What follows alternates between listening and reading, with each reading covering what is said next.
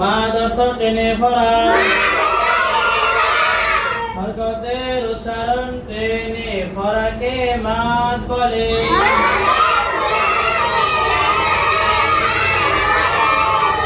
মাদের হরফ তিনটি,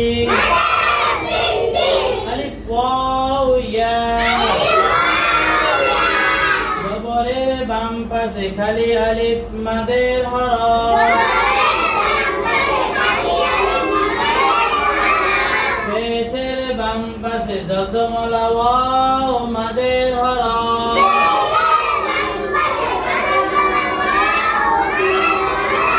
জেরের বাম পাশে দশমলা ইয়া মাদের হরফ।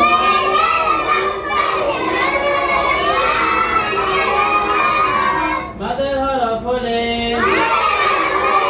ডান দিকের উচ্চারণকে আলিফ টেনে পড়তে হয়। বা আলিফ জবর বা,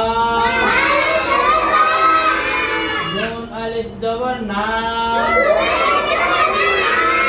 ইয়া আলিফ জবর ইয়া, তা আলিফ জবর তা, সা আলিফ জবর সা।